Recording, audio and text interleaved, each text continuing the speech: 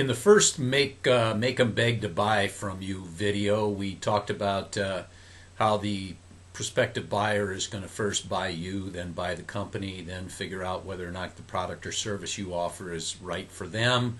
Then they're going to deal with price. And we got all the way up through that very important, what's most important for you about your purchase questions, so you could get a lot of great information to help you in the presentation.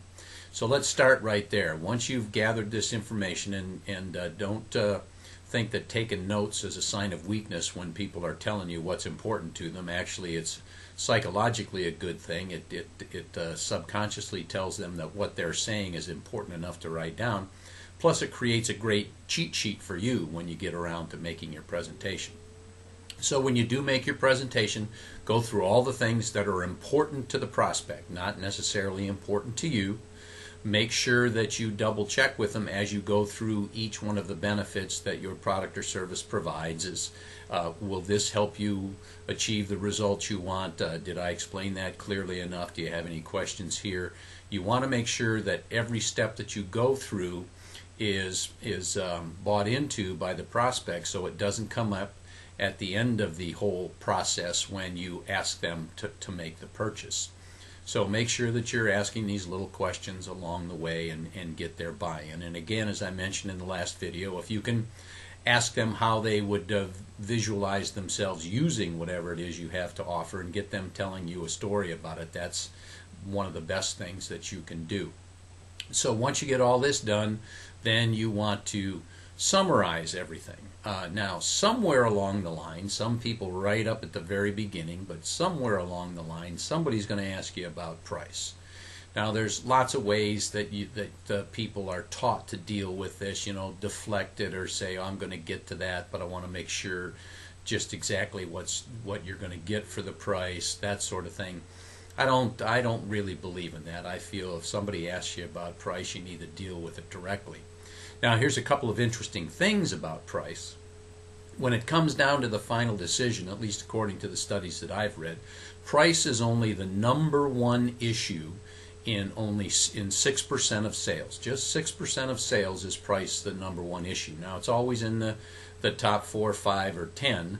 There's other things like terms and delivery and warranty and whether or not it actually meets or exceeds the needs and wants of the individual that's considering buying it. But it's only the number one issue in 6% of transactions. However, on the other side, it's the number one reason not to buy that's mentioned by prospects in 68% of transactions. So they're going to say, nope, that's too expensive, nope, it's not my budget, whatever it is, 68% of the time. So why is that, do you think? I asked that question a long time ago. Well, it boils down to a couple of things.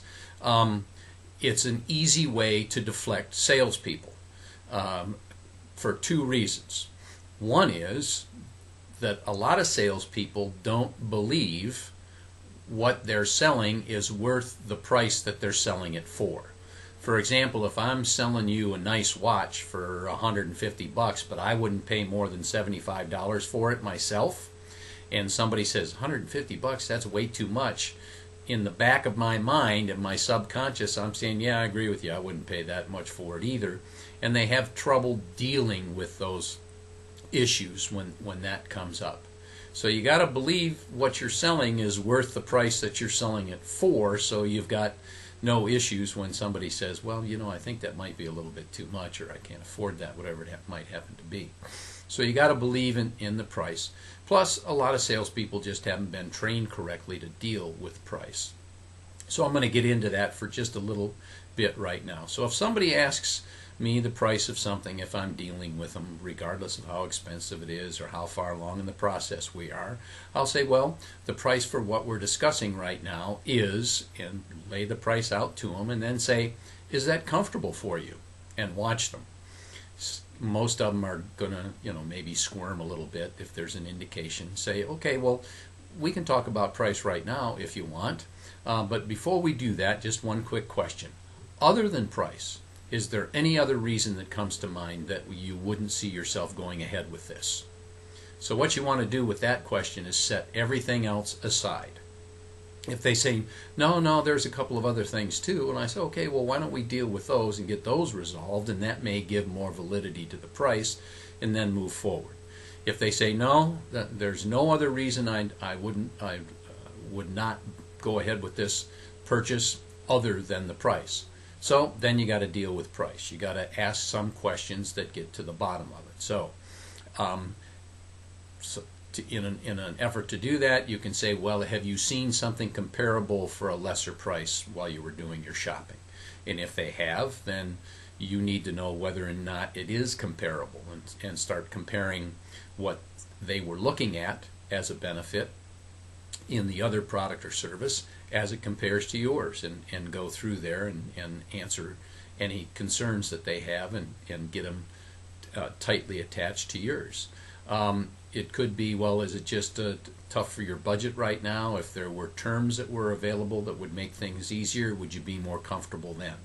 So maybe you can deal with terms. So there's a number of things that relate to your product or service that you can offer as it relates to price. Payments that don't start for a couple of months, 10% down, and the rest of it no interest over time. Whatever it happens to be, you got to find out what's important to them about the way that they pay for you, pay for what you're offering. And my favorite question along the way is, are you comfortable with that? Would that make you more comfortable? Because comfortable is a pretty powerful word in that case. So once you get through with the price issue, you can summarize everything. Say, look, based on our conversations here and what you told me as we were going through the process, you're interested in this, and this, which you indicated that you're satisfied and comfortable that we can deliver those things. Is that correct? Just to make sure that I understand it myself. Always try and be self-deprecating in the process. Put everything back on you. Don't put them on them. Just say, so I understand this clearly. Can I just run through it really quickly for you? You agreed to this and this and this and this, and if we can deliver it on this date, or if you can pick it up here, or if we can do it under these pricings and terms, that you're comfortable with that. Do I understand that correctly? And what you want to do, you're going to have to learn how to do it and make sure you've got all the preparation you need as it relates to your product and service.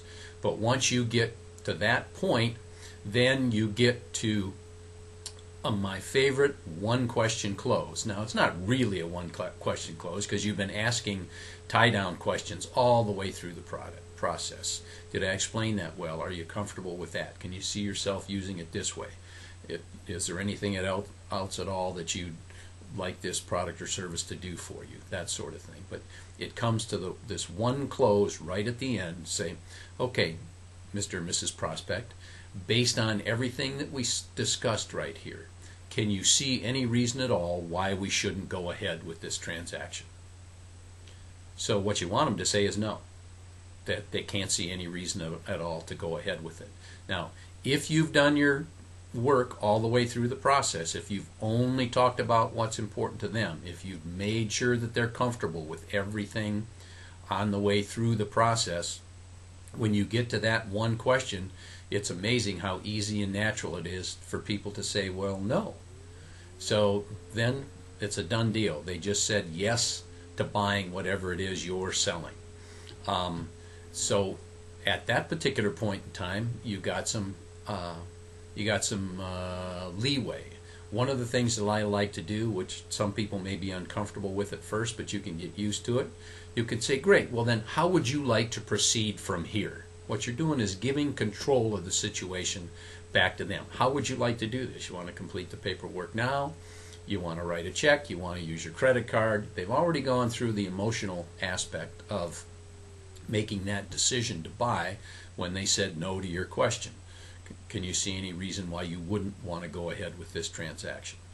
So now you've got them buying. Now's a great time if you need to upsell things or to get things tightened down, get the paperwork done.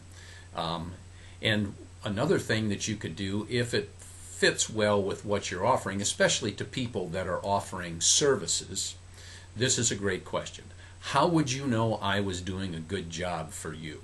as you go through this process. People are going to evaluate you when you're delivering things, even after they've made the purchase.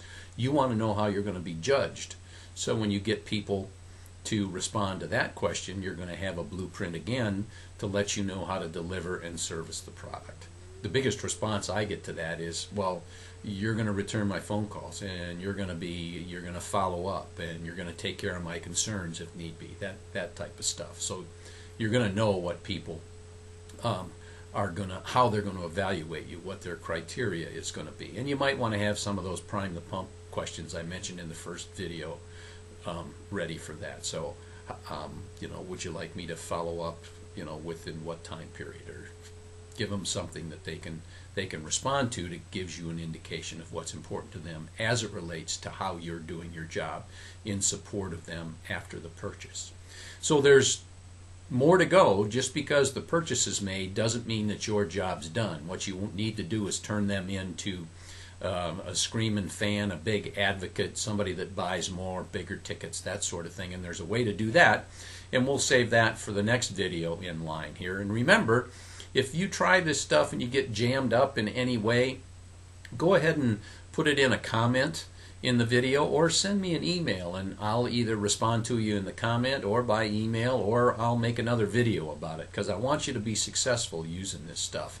And you might consider subscribing to this video channel so you get an email whenever a new video is put up. So this is it. This is that one question closed. So you tie it up with everything that you learned in the first video and what was offered in this second video, and you're on your way to the conclusion of a great sale. And what we'll talk about next is to how to keep that person as a delighted customer and buying from you more often and telling everybody about you. So thanks for watching.